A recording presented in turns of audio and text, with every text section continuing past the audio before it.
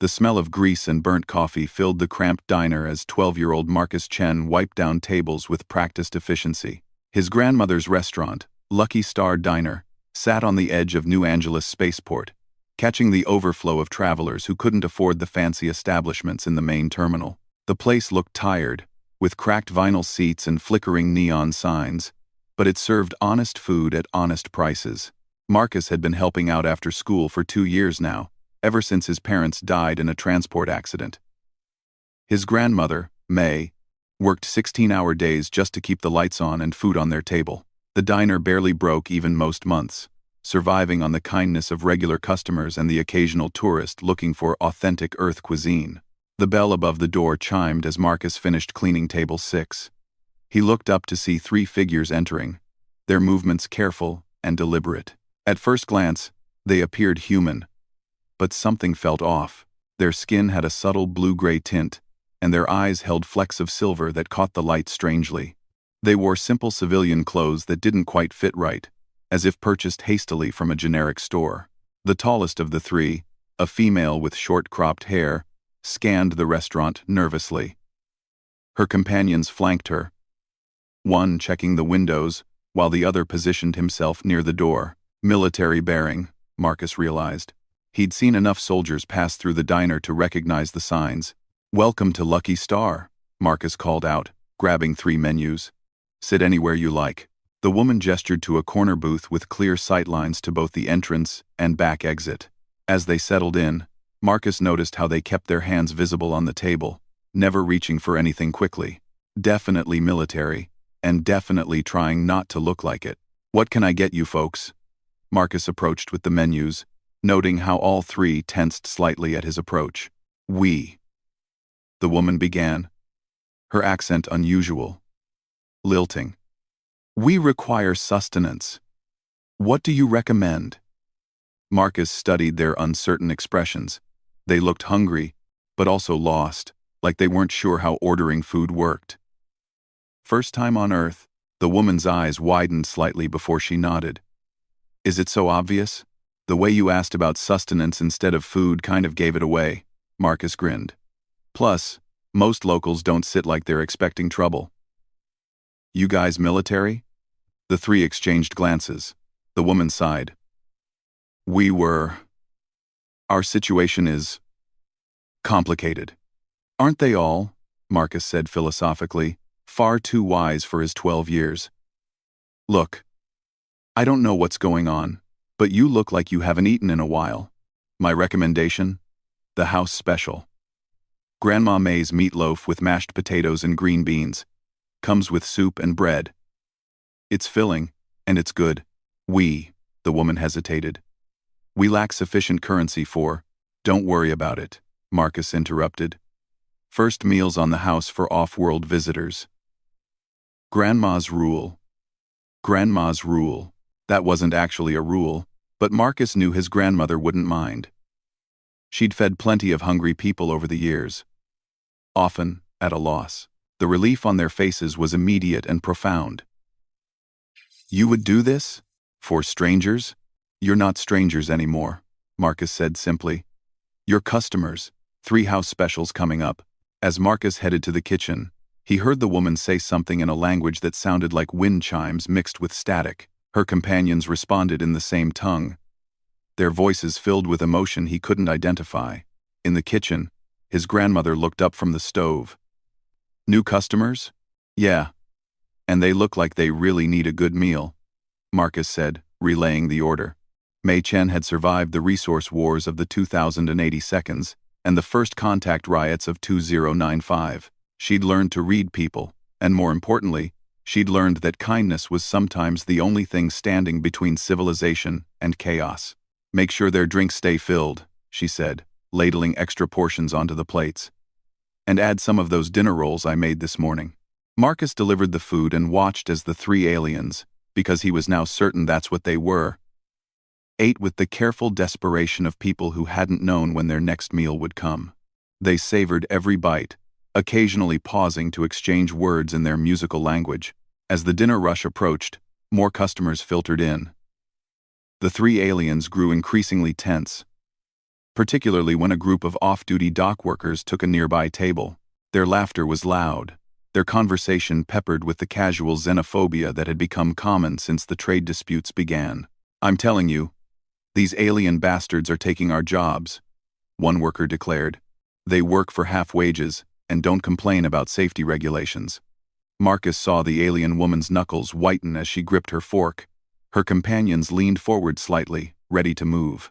"More coffee?" Marcus asked loudly, stepping between the tables. He kept his voice cheerful as he refilled their cups. "How's the meatloaf?" "Okay, it is." The woman paused, searching for words. "It tastes of home, of safety. We have not felt such things in some time."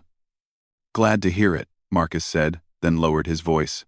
"Those guys are just blowing steam. Most humans aren't like that."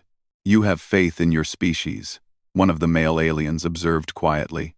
"Someone has to," Marcus replied. "Besides, judging a whole group by its worst members is pretty stupid, don't you think?" The alien smiled. The first genuine smile Marcus had seen from any of them. Wisdom from one so young. The evening progressed without incident. The dock workers left after their meal, their complaints shifting to sports and politics. Other customers came and went, most too focused on their own lives to pay attention to the quiet trio in the corner booth. As closing time approached, the aliens made no move to leave. They sat nursing their final cups of coffee, seemingly reluctant to return to whatever awaited them outside. "Kitchen's closing," Marcus announced to the restaurant in general. "Last call for food orders." The woman looked up at him with those strange silver-flecked eyes. "Marcus, that is your name, yes?" "We heard the older woman call you this." "That's right. And you are?" "I am Zara. These are my companions, Keth and Jorn." "Nice to meet you officially," Marcus said. "You planning to stick around New Angeles for a while?" Zara's expression grew troubled. "We are not certain. Our circumstances are fluid." Marcus had spent 2 years listening to travelers' stories. He recognized the look of people running from something. "Well, if you need a good meal and a quiet place to think, you know where to find us. We're open every day except Sunday. You would welcome us again? Even knowing we are not human? Are you planning to hurt anyone?" "No," Zara said firmly. "We seek only to avoid conflict." "Then you're welcome here," Marcus said simply. "Besides, your money's as good as anyone else's, assuming you can get some." Keth said something in their language, his tone urgent. Zara nodded and stood. "We must go." "But Marcus." She reached into her pocket and pulled out a small object. No larger than a coin. It looked like crystallized light, shifting through colors that had no names. "Please accept this. As payment. And as gratitude." Marcus took the object, surprised by its warmth. "I can't take this. It looks valuable." "It is," Zara said. "But not in the way you might think. Keep it safe. It may prove important someday." The 3 aliens left as quietly as they had arrived. Marcus stood in the doorway watching them disappear into the maze of the spaceport, the strange crystal warm in his palm. "Interesting customers tonight," his grandmother said, appearing beside him. "Yeah," Marcus said, pocketing the crystal. "I think they're in some kind of trouble." Most people are, in one way or another," May observed. "Did they pay?" Marcus showed her the crystal. Under the diner's neon signs, it seemed to pulse with inner light. "Well," his grandmother said after a long moment, "I suppose we'll find out what that's worth soon enough." Neither of them could have imagined that in less than 24 hours, 2 massive fleets would be hanging in Earth's orbit, and the fate of humanity would rest on the simple act of feeding 3 hungry strangers. Marcus woke to the sound of his grandmother's old radio crackling with emergency broadcasts. The morning sun barely filtered through their apartment's small windows above the diner, but the urgency in the announcer's voice cut through his drowsiness like a blade. "Recommend all citizens remain calm and stay indoors. The alien vessels have made no hostile moves, but military officials are treating this as a potential first contact scenario of unprecedented scale." He bolted upright, the strange crystal from the night before catching the light on his bedside table. The memory of Zara and her companions flooded back as he rushed to the window.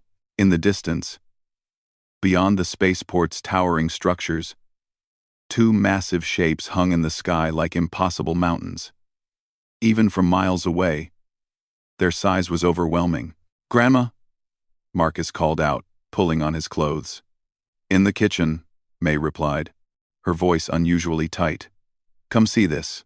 The small television above their breakfast table showed aerial footage of the alien ships. Each vessel dwarfed Earth's largest space stations, their hulls gleaming with an opalescent sheen that seemed to shift between silver and deep blue. They hung motionless, equidistant from each other, positioned directly over the spaceport. Military analysts estimate each ship could house between 50 and 100,000 individuals, the news anchor reported. United Earth Defense Force has scrambled all available vessels, but sources confirm our fleet would be severely outmatched in any potential conflict scenario. Marcus's grandmother sat at their small table, her wrinkled hands wrapped around a cup of tea that had gone cold. "Those friends of yours last night," she said quietly. "I don't think they were just tourists." The crystal on Marcus's nightstand seemed to pulse with a faint warmth. He retrieved it, noting how it felt almost alive in his palm. "You think they're connected to this?" "Child, I've lived through enough trouble to recognize when small events lead to big consequences," May said. "The question is whether we're looking at salvation or disaster." The television switched to a live feed from Earth Defense Command. Admiral Chen Wang, no relation despite the shared surname, stood at a podium, his weathered face grim. "At 0600 hours this morning, our deep space monitoring stations detected multiple gravitational anomalies. Two massive vessels emerged from what our scientists can only describe as controlled space-time distortions.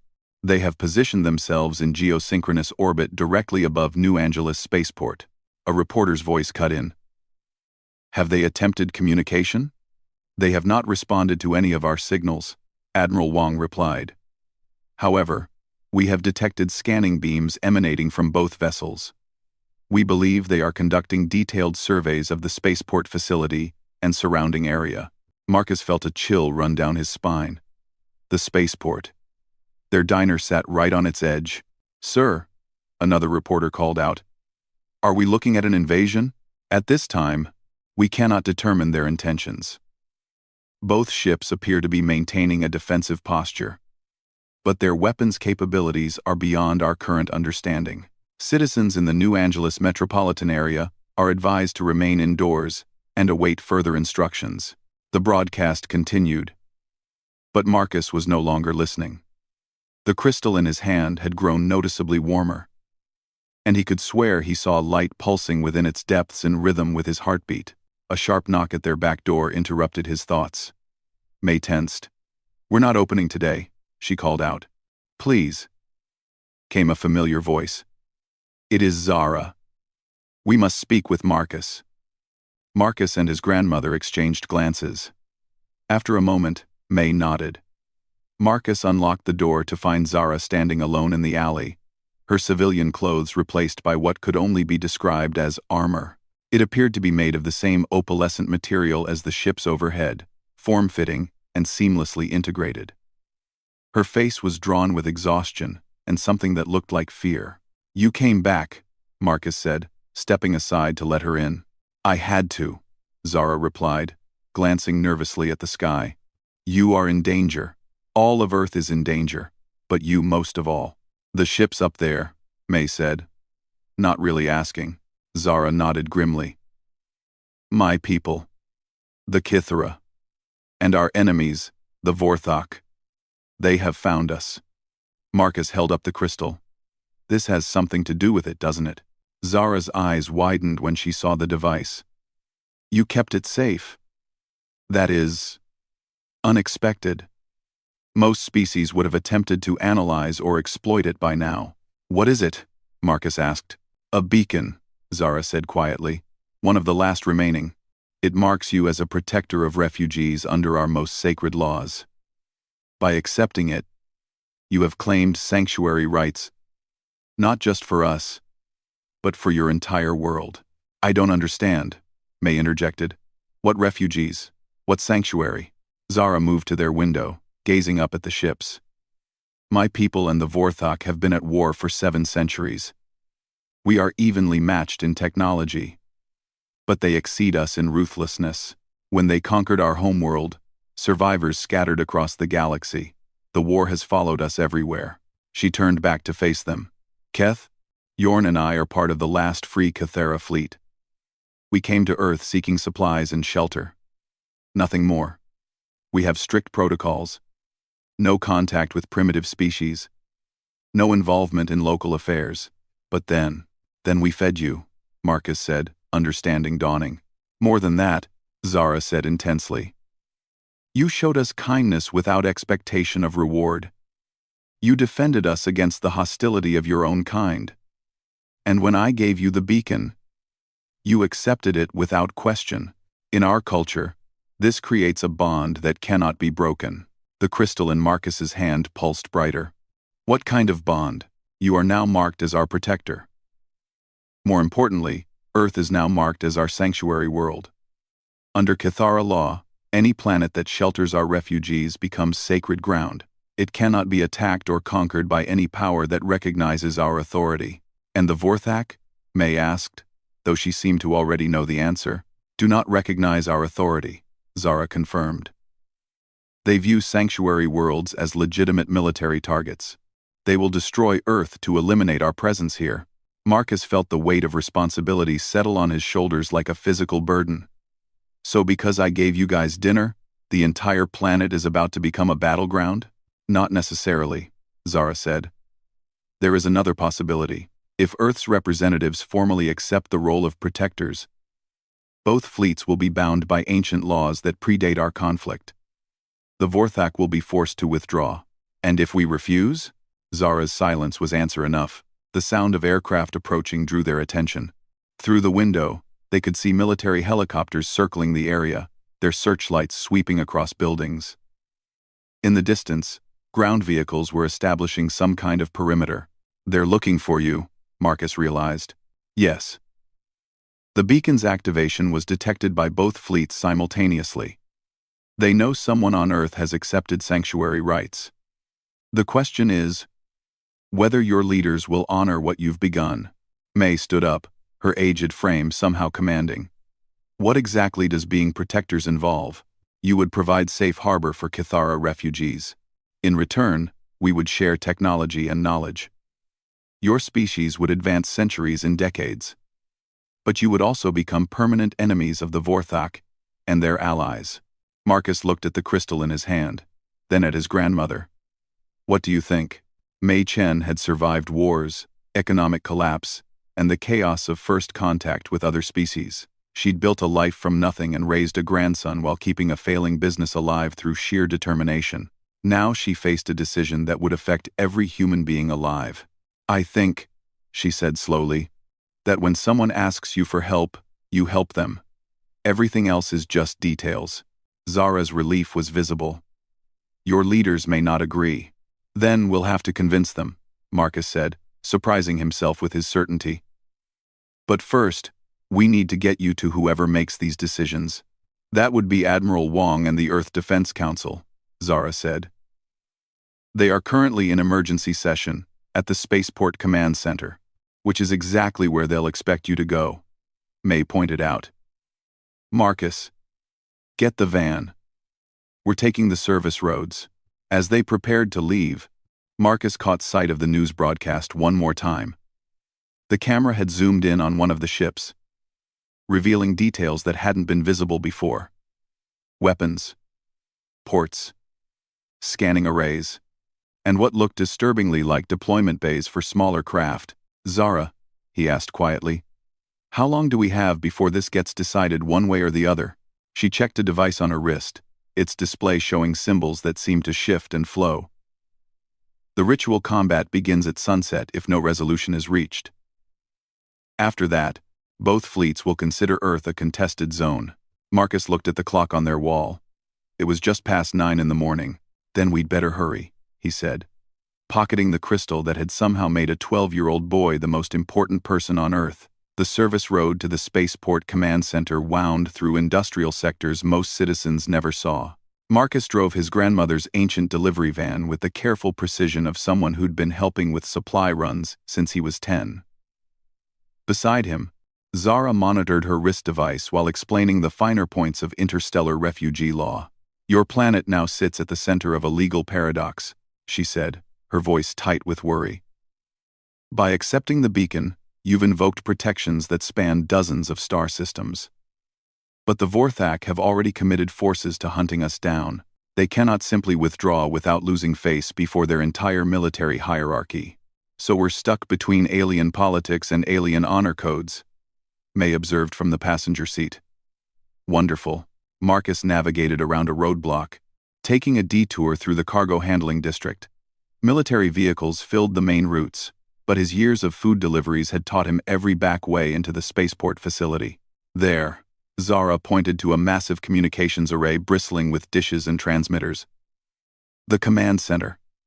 "But Marcus, you must understand. Once we present ourselves, everything changes. Your leaders will learn that a child has committed their entire species to an intergalactic conflict. They'll also learn that the same child might have saved their entire species," Marcus replied, parking behind a maintenance building. "Besides, someone has to explain what's really happening up there." The command center buzzed with barely controlled chaos. Through reinforced windows, they could see dozens of people in military uniforms and civilian clothes clustered around displays showing the alien ships. Admiral Wong stood at the center, barking orders into a headset while analysts fed him streams of data.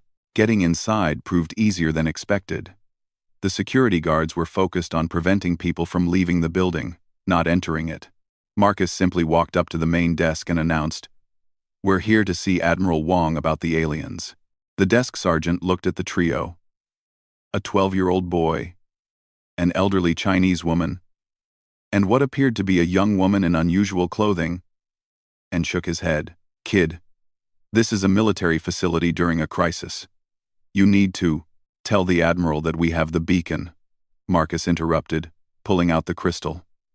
Under the harsh fluorescent lights, it blazed with inner fire, casting rainbow patterns on the walls. The sergeant's eyes widened. He spoke rapidly into his comm unit, then gestured toward a bank of elevators.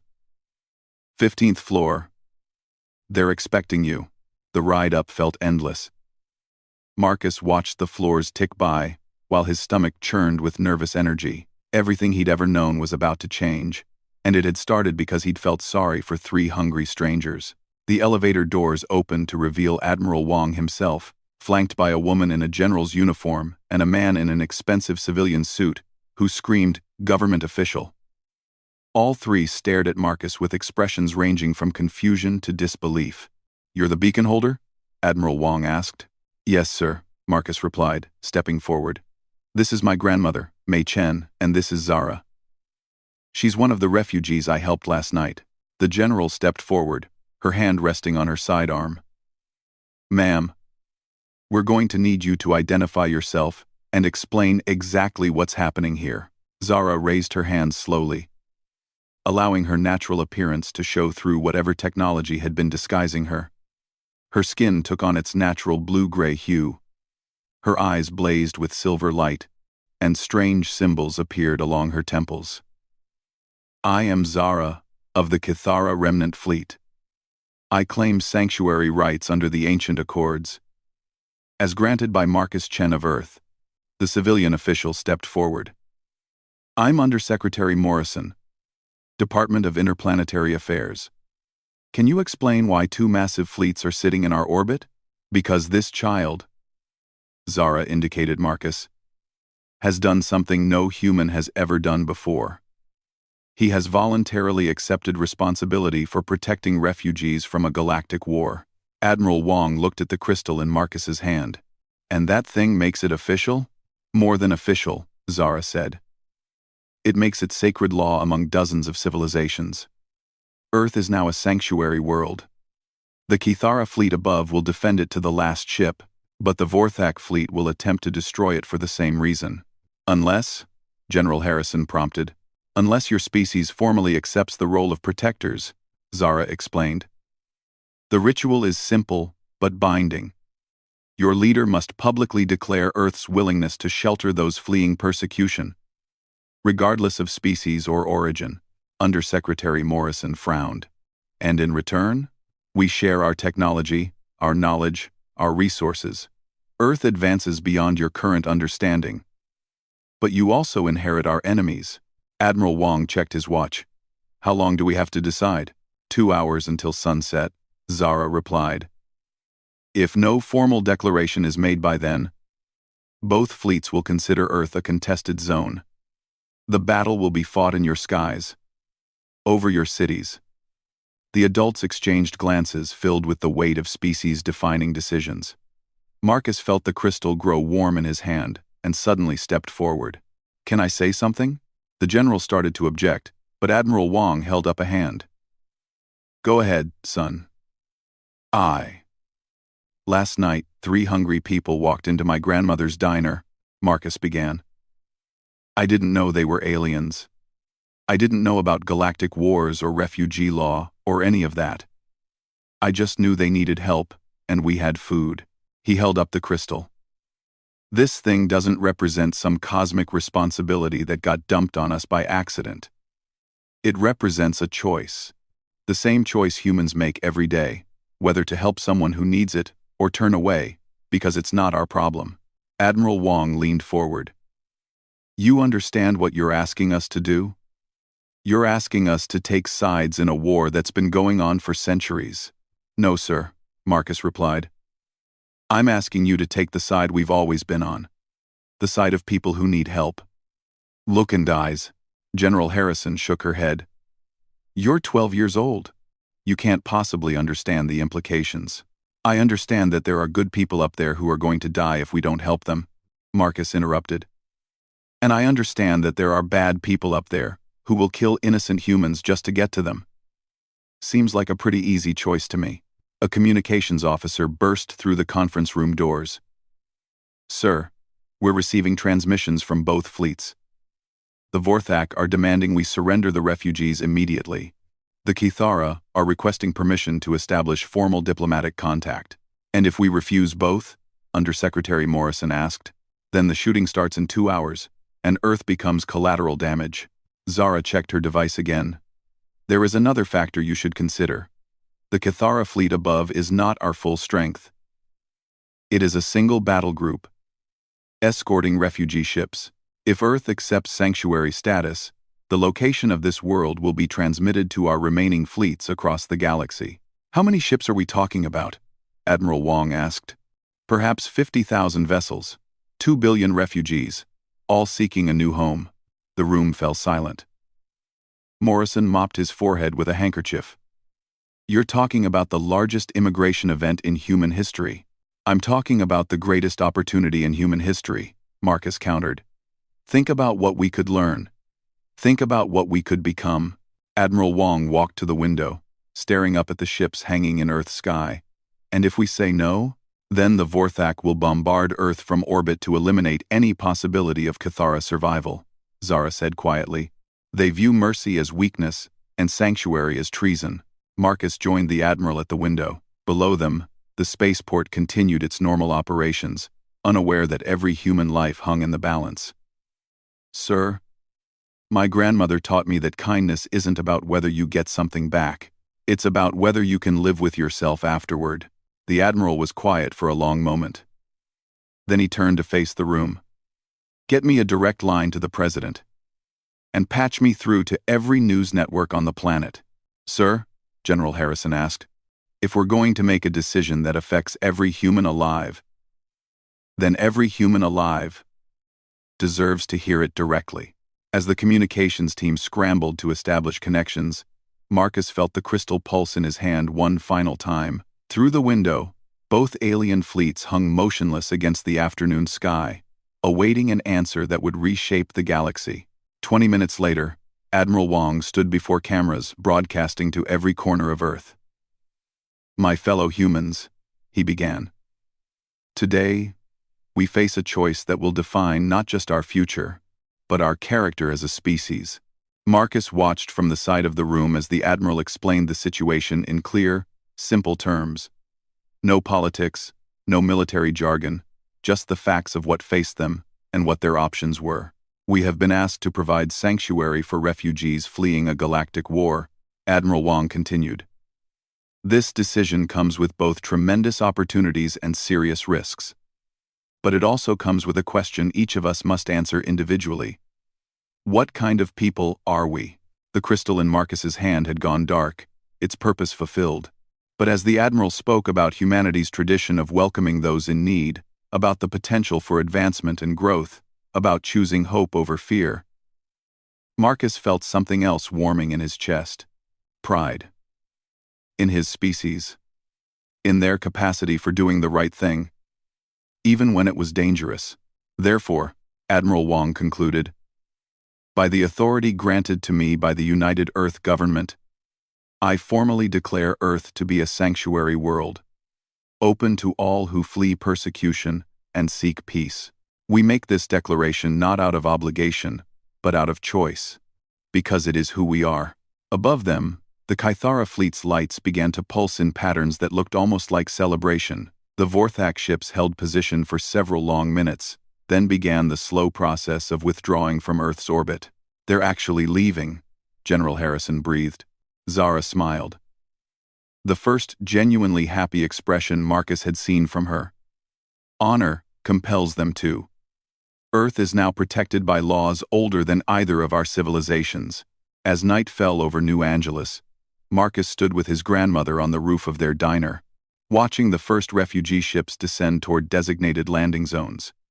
Each vessel carried families, individuals, and groups who had lost everything but hope. Think we're ready for this?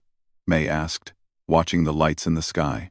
Marcus thought about the diner below, the empty tables waiting to be filled, the kitchen ready to serve anyone who was hungry. We've been getting ready our whole lives, he said. We just didn't know it yet. The crystal had crumbled to dust in his pocket, its purpose complete. But the choice it represented, the simple decision to help when help was needed, would echo across the galaxy for generations to come. Humanity had found its place among the stars, not through conquest or technology, but through the oldest human tradition of all. Setting an extra place at the table for unexpected guests.